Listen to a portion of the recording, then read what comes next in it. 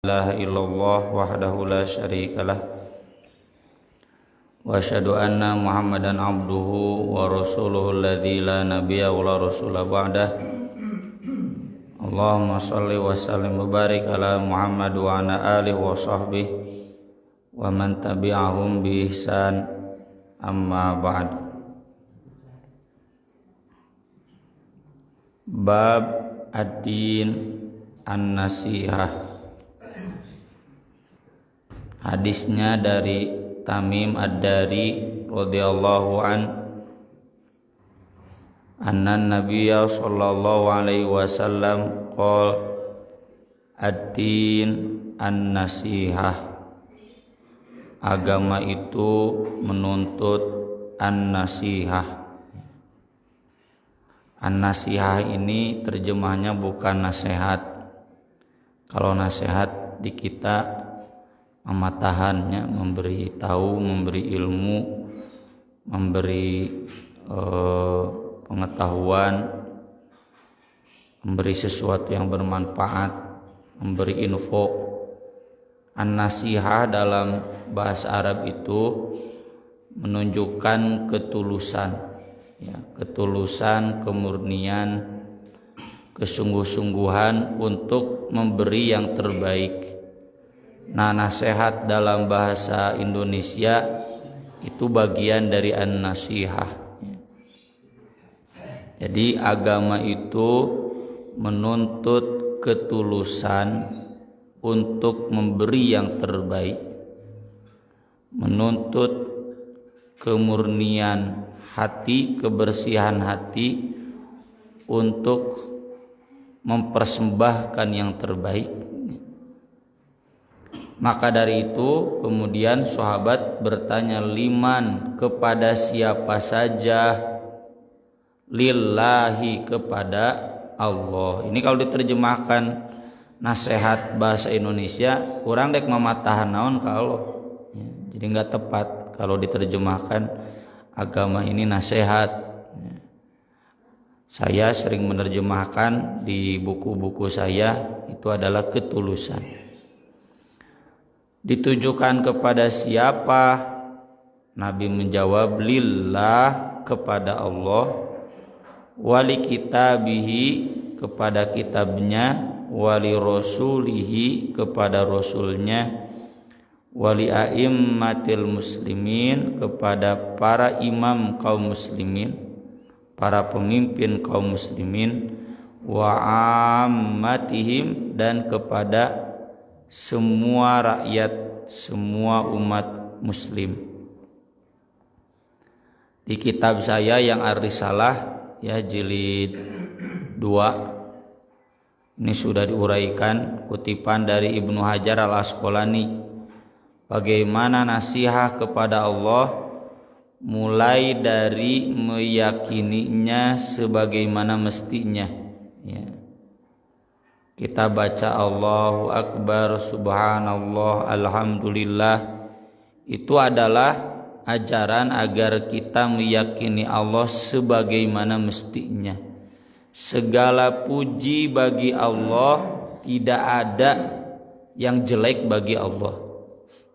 Apapun yang kita terima, baik itu baik ataupun jelek, Alhamdulillah. Kita kadang Alhamdulillah kalau sedang mendapat nikmat, kalau sedang sakit tidak alhamdulillah. Nah, ini belum nasihat kepada Allah. Makanya ada dalam hadis Baitul Hamdi, istana alhamdu, itu diperuntukkan bagi seseorang yang ditinggal mati sofiyahu.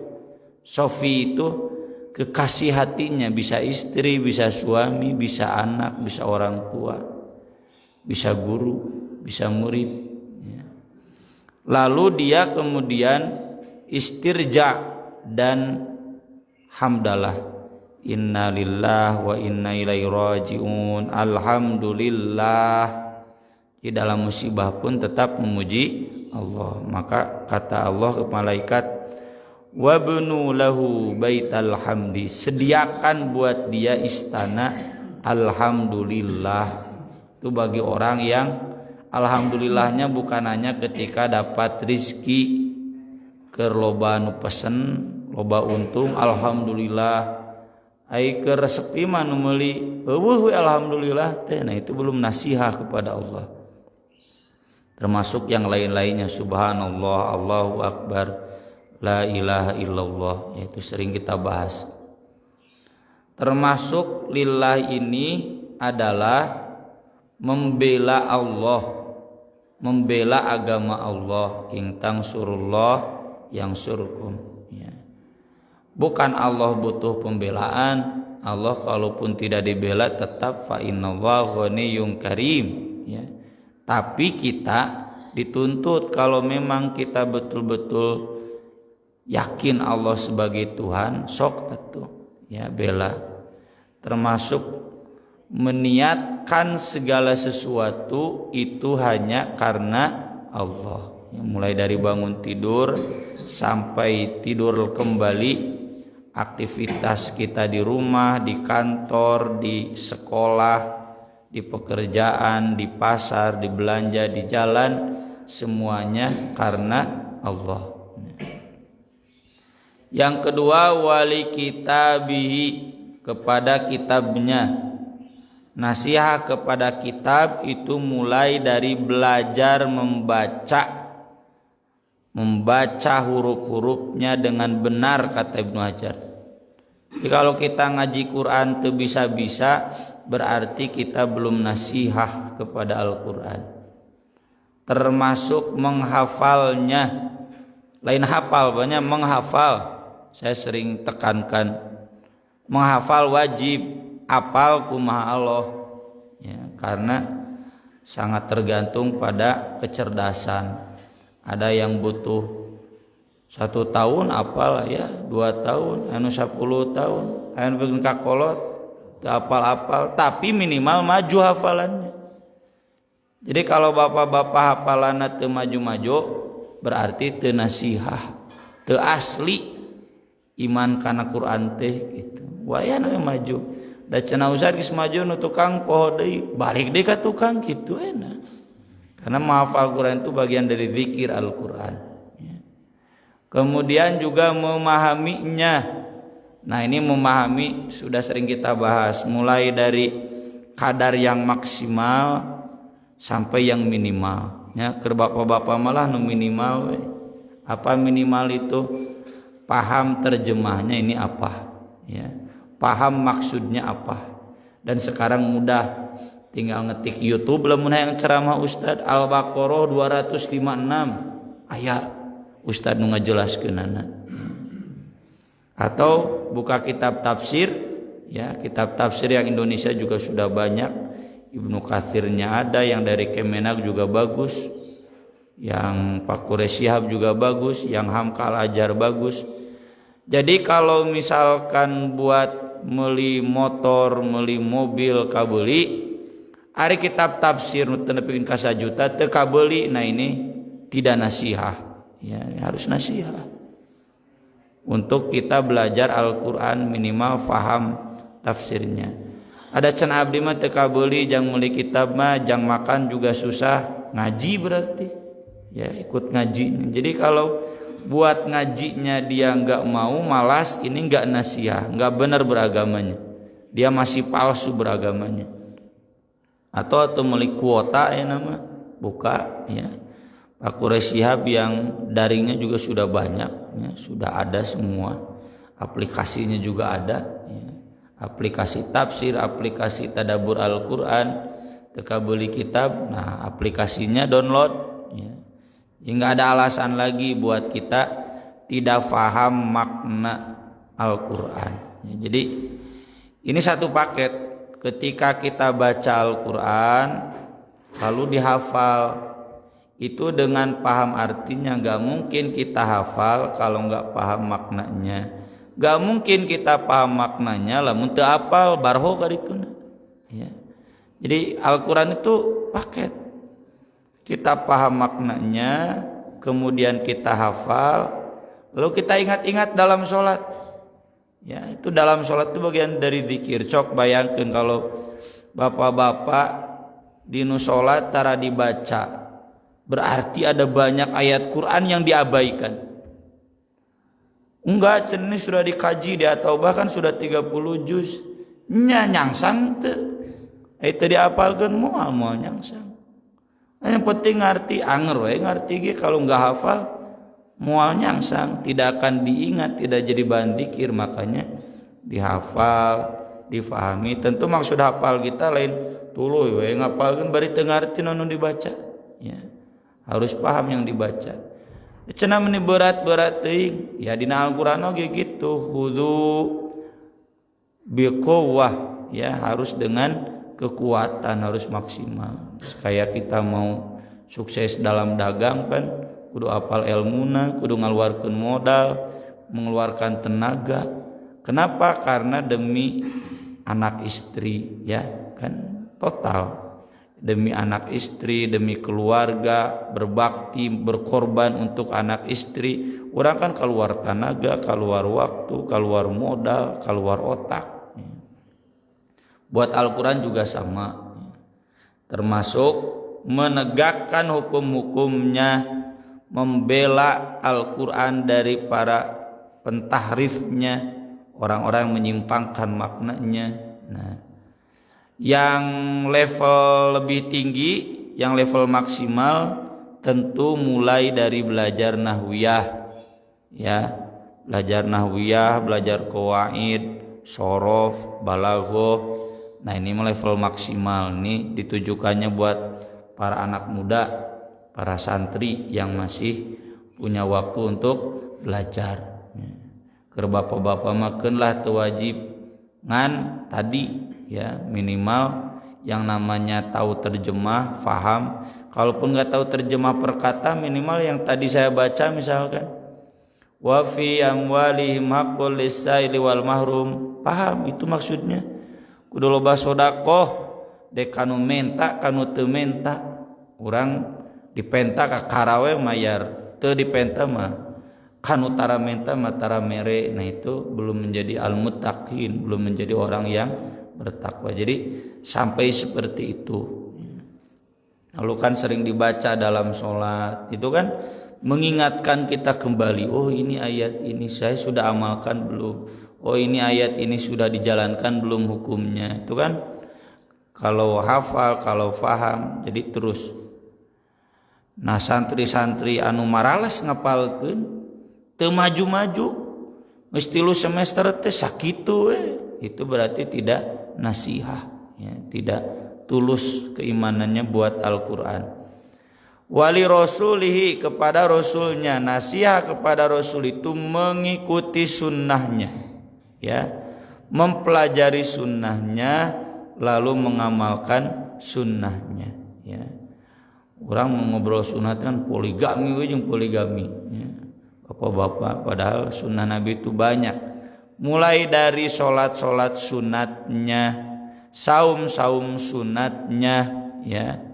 Kenapa kita di sini menekankan santri najan kelas 1 SD ditekankan untuk saum? Karena zaman Nabi juga begitu, ya. Zaman Nabi begitu, anak-anak kecil itu ngabuburit ka masjid lain saum Ramadan hadisna, saum sunat, ya. Kenapa ditekankan ngarah ke geus kolotna ahli saum sunat? Kenapa banyak orang tua, banyak jamaah nu abai tina saum sunat? Teu ditanamkeun ti leutik kudu saum sunat hare-hare we. Malah banyak saya tanya ini santri-santri di sini, sawae nu saum abdi aya kebanyakan bapak ibu saum jadi kaboga saum, ya. Lamun budakna teh dipaksa saum minum bapana mau saum, tapi banyak juga abdi wungkul si bapak tara, si ibu tara. Nah ini untungnya moga budakna soleh gitu. Jadi menunjukkan bahwa saum sunat, ya, kenapa kita menekankan Senin Kamis? Karena Nabi nggak pernah meninggalkan sunnah muakkadah, ya. Sama saum Syawal, saum apapun, termasuk sodakoh sunat, ya, yang sunnah-sunnah. Belum lagi amal-amal fadilah, ya. Sunnah Nabi itu tahjir. Tahjir itu datang sebelum adzan. Buat apa? Buat menunggu sholat. Hadis-hadis tentang menunggu sholat di masjid itu banyak. Namun orang datang ke masjid geus lewat adzan wae, masbuk wae, itu berarti belum nasihah kepada sunnah Rasul. Jadi banyaklah. Dan ini harus dipelajari agar kita tahu ya.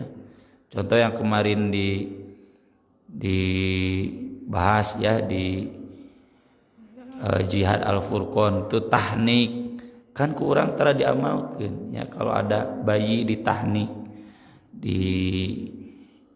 kunyah kurma oleh kita, atau sekarang ada sari kurma lalu diminumkan ke anak itu, ke bayi tersebut, itu para sahabat kalau punya bayi dibawa ke Rasul agar ditahnik oleh Rasul, agar air liur yang masuk pertama ke anak itu adalah air liur orang yang solih. Urang pan didoktrina ku bidan langsung disusuan ku ibuna ya meskipun tidak dosa, tapi ini diantara sunnah yang harus kita pelajari. Kemarin kita bahas tentang Jumatan ya di Al-Azhar. Sunnah hari Jumat itu kata Imam Asy-Syafi'i beres sholat subuh mandi lalu datang lagi ke masjid jam 6 tegas di masjid. Itu nu kurban onta teh jam 6 jam 7 urang mah mepet keadaan kakara karulunyu ya. Kalau zaman sahabat pak isuk-isuk jadi Jumat melibur we gitu. Terus nanti sorenya demikian dari asar sampai maghrib tarapar ulang karena saatul ijabah ini kan diantara sunnah. Jadi butuh ketulusan kita untuk mempelajari kemudian untuk mengamalkannya. Wali a'immatil muslimin. Nah ini konteks kita hari ini ya. Tema yang kita bahas kan sedang membahas politik, adalah ketulusan kepada pemimpin. Apa ketulusan pada pemimpin? Mengikuti pemimpin, menjadi rakyat yang baik meskipun pemimpinnya dolim, fima ahabba wa kariha ya. So, diajarkan di persisma alal mar'il muslim as-sam'u wa ta'ah fima ahabba wa kariha. Cuma sayang diajarkannya sebatas di persis hari ka Jokowi mantep, padahal hadis itu buat khalifah, hadis itu buat gubernur, lain jang ketua cabang unggul ya. Jadi kalau kita tahu gubernur atau tesreg lah itu lain pilihan orang, gubernur tetap ya harus jadi rakyat yang baik. Ini presiden itu bukan pilihan saya, tetap harus nasihat ke presiden ya. Ini buletin yang edisi hari ini langsung dikomentari oleh staf presiden ya. Adik kelas saya, aduh cenah si Ustad meni aswaja pisan, Ustad projo cenah juga abdi. Meskipun saya bukan projo, tapi kalau memang harus menjelaskan tentang kepemimpinan, kesetiaan pada pemerintah, tunduk pada pemerintah, nya tulus ya orang. Meskipun kita bukan projo misalnya, tapi tetap yang namanya saya terlepas dari itu kita mengamalkan sunnah ya. Oh cenah menikyu, jadi cenah sarua berarti jeung nemak FPI pro Jokowi karena memang kita diajarkannya untuk nasihat kepada pemimpin, ikuti ya. Tidak mencela, tidak mencaci, kalaupun ada yang tidak setuju ya kritis biasa nggak apa-apa, tidak sampai wah gitu ngagu goreng. Itu bagian nasihat kita, karena di antara nasihat kepada pemimpin itu adalah bagaimana menyatukan umat di bawah kepemimpinannya ya. Kita kan pasti mengalami, jangankan di negara, di jamiah tesreg ya ketua cabang lain pilihan orang, ya bukan ketua PD pilihan kita, tapi tetap jadi oposan itu kita rangkul agar tetap taat kepada pemimpin. Kalaupun kita jadi oposisi tetap harus nasihat ya. Menginginkan yang terbaik buat Jokowi, menginginkan yang terbaik buat Pak Ridwan Kamil, itu nasihat. Jadi tulus ya. Tidak ada lagi dendam yang lalu ya, tidak ada lagi kebencian yang sudah terlewat di zaman kampanye kalau memang nasihat. Termasuk wa ammatihim, nasihat kepada semua rakyat. Ini kalau pemimpin nasihat bukan hanya ke projo unggul, tapi oge ka Muhammadiyah, ka Persis, ka FPI sing nasihat. Piraku ari ka koruptor mendidikannya nya ari pirage nu gogorowokan syariat Islam temak. Nah, apakah itu nasihat? Apakah seimbang? Apakah wajar? Ya. Jadi pemimpin harus betul-betul nasihat, jangan mentang-mentang ini mah NU padahal sarua tukang muludana, sarua mencintai habaibna, sarua tukang tahlilanna, samadhab. NU mah kulantaran deket, wah meskipun ada yang keras ya, disikapi dengan lembut bijak ari ka dieu padahal sarua tukang muludana men hantem tembak bunuh. Nah ini kan kita mohon kepada pemimpin sing nasihat, jangan hanya kepada yang setuju dengan beliau tapi juga oposisi, itu juga bagian ammati, harus nasihat. Nasihat kita kepada umat Islam adalah selalu menginginkan yang terbaik, ya. Selalu ingin jamaah at-taubah itu palalinter, sararenang, balalager, sararehat, ya. Jadi ingin selalu yang terbaik. Orang kadang jangankan ke umat Islam boga lancek dianggap saingan, ya. Jadi mun lancek cilaka teh atau kabina-bina kan goreng hati ini. Punya tetangga dianggap saingan, lihat tetangga cilaka teh asa atuh. Nah itu berarti belum nasihat. Kemudian hadis dari Jarir radhiyallahu an qol bayatu Rasulullah sallallahu alaihi wasallam ala iqamis shalah. Dulu aku berbaiat kepada Rasulullah sallallahu alaihi wasallam untuk mendirikan salat. Kalau ada pertanyaan kok salat di baiat. Ini baiat itu kan beda-beda ya, tiap sahabat itu. Ada ke sahabat ini sebelah sininya baiat. Sahabat ini yang ditekankannya. Kemungkinan besar karena Jarir sholatnya belum benar. Wa itaiz zakah, bayar zakat. Jadi baiat khusus agar Jarir bagus sholatnya, zakatnya. Ya. Sigana diurangi kudu aya ta baiat kitu khusus sebutkeun tah sholatna. Dan baiat ini baiat sunnah. Kalau baiat wajib itu baiat untuk mengikuti pemimpin yang ada hadisnya, man mata wa laisa fi unuqi bai'atun famata mitatan jahiliyah. Siapa yang mati dan di lehernya tidak ada baiat, maka dia matinya dalam mati jahiliyah. Baiat jadinya lain baiat ka Ustaz Aceng lain ya, baiat jadinya mah baiat negara. Siapa yang mati dia tidak punya pemimpin negara, terjelas warga negara saha, ya, maka dia mati dalam keadaan jahiliyah. Kenapa disebut dalam keadaan jahiliyah? Karena tidak jelas siapa pemimpin dia. Hidupnya tidak jelas pemimpinnya. Hidupnya kumaha karep, nggak pakai aturan, ya, nggak pakai undang-undang. Sakumaha karep orang jahiliyah itu. Kalaupun ada pemimpin lawan, bunuh, ya, tidak taat, itu orang jahiliyah. Jadi kalau kita nggak mau, ya, nggak mau punya pemimpin, nggak mau diatur oleh pemimpin, berarti kita itu matinya jahiliyah. Nah itu baiat yang wajib. Hari kita sudah berbaiat, sudah dengan punya KTP itu baiat. Cenah saya mah KTP itu rumah saya baiat ke presiden, itu berarti sengaja melepaskan baiat. Baiat itu kan sumpah setia, kesiapan kita setia kepada pemimpin, mengikuti pemimpin. Pemimpinnya pemimpin negara. Ya. Di hadis itu kade tong dipakai anu can baiat di Persis, di Muhammadiyah berarti jahiliyah, salah. Ya. Atu Nabi berarti jahiliyah, dan Nabi lain orang Persis. Atau berarti Abu Bakar jahilian, Abu Bakar gitu bayat ke Muhammadiyah. Jadi jangan sempit memahaminya itu kayak LDII. LDII kan disebutnya Islam bayat. Jadi siapa yang tidak bayat ke LDII berarti jahiliyah. Dan jahiliyah dalam pengamatan LDII, dalam pemahaman LDII itu berarti kafir, berarti najis. Makanya kalau bapak-bapak sholat di masjid LDII beresnya pasti dilap, ya, karena najis, nggak boleh. Nggak boleh orang LDI menikah dengan non LDI. Kalau menikah dengan non LDI langsung diputus anggota LDI-nya dan dikafirkan, diusir dari keluarganya.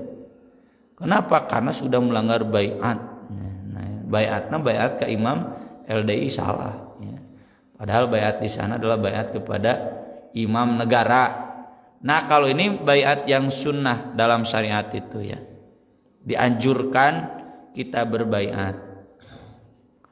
Mengapa harus berbaiat sholat, zakat? Memang kalau tidak baiat kemudian tidak wajib. Baiat itu tujuannya untuk mengikat diri. Nah itu baiat Kapersis, baiat ke Muhammadiyah, baiat di NU itu sunat. Tujuannya buat mengikatkan diri agar bapak lamun tara ka masjid teh aya nu negor ketua jamaah di Longo.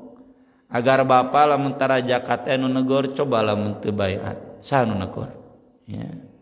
Jadi agar ada keseriusan kita untuk betul-betul menjalankan agama itu baiat yang sunat. Wa nushi likulli muslim, dan kemudian tulus kepada setiap muslim. Ini sering kita bahas ya. Jadi Jarir yang bacakan hadis ini berasal dari satu kasus. Dia menyuruh pembantunya, tolong carikan saya kuda, saya mau beli kuda. Maka pembantunya berhasil mendapatkan kuda, lalu dibawa jeung tukang kudanya. Itu cenah, majikan saya mau beli kuda, dibawa. Berapa harganya? Kata pembantunya, saya sudah deal harganya 300 dirham. Diperhatikan kuda itu, enggak, ini enggak cocok 300 dirham, ini 400 dirham. Bagaimana? Kata anu meulina, ilaika anni. Oh silakan, terserah bapaknya, halus ya. Terus dia nawar 100 sampai finalnya 800 dirham.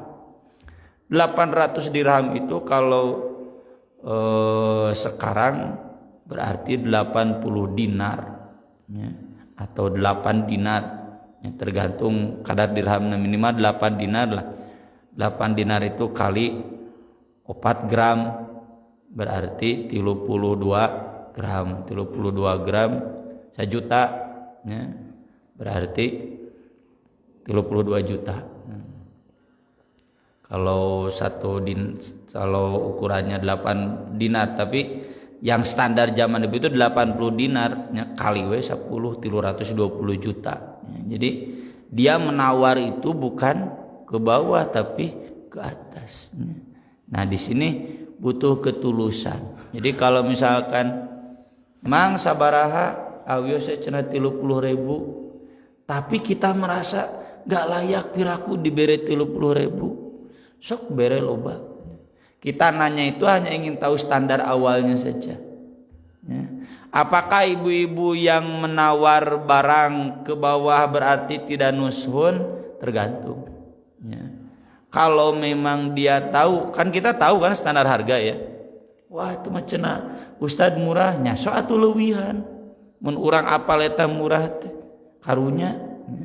Siapa tahu dia jual murah itu karena terdesak butuh uang, daripada enggak ada uang sekarang dijual murah. Kita yang tahu seperti itu sok berarti leuwihan beli.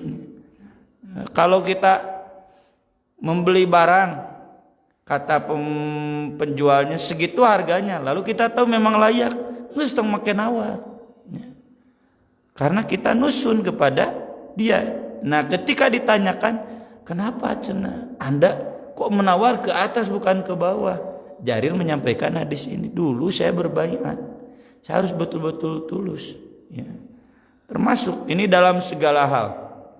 Majikan cing atuh tanya eta pagawe teh pantes teu dibere 3 juta sabulan. Wah cenah abdi mah mere gaji panggedena dibanding nu lain sabaraha 2 juta. Pantas teu mere 2 juta sabulan ka pagawe bari didinya beungal. Ada nu lain oge cenah 1,5 juta. Nah tong ngukur nu lain. Tapi kita nusut. Pantas tidak. Pagawe urang dibere 2 juta bari gawena unggal poe. Cing atuh da standarna ge nama di Kota Bandung itu 3,75 tah aya karyawan apal. Ya. Minimal sakitu ya. Kalau memang kita mampu ya. Kalau tidak mampu ya kembali lagi sesuai kemampuannya. Di sini dituntut ya kita nusun likulli muslim. Jadi ketulusan kepada setiap muslim itu betul-betul ingin yang terbaik buat dia. Jadi kalau saya guru ingin yang terbaik buat murid. Murid juga sama ingin yang terbaik buat guru. Jadi cocok. Ieu mah guruna kilarnya hayangna teh kumaha murid susah we resep nyusahkeun murid teh murid sarua nya hayang nyusahkeun guru teh gitu Pak. Ieu berarti sudah tidak ada nusun. Kalau saya pimpinan pesantren saya ingin yang termudah buat orang tua. Pan enak ka orang tuana. Tapi orang tua ge ka pesantren gitu ingin yang termudah buat pesantren lain hayangna teh nyusahkeun pesantren we. Mudah-mudahan kita semua bisa mengamalkan hadis-hadis yang mulia ini. Aku qouli hadza wa astaghfirullah li wa lakum. Rabbana atina fid dunya hasanah wa fil akhirati hasanah wa qina adzabannar. Wassalatu wassalamu ala rasulil karim. Wassalamu alaikum warahmatullahi wabarakatuh.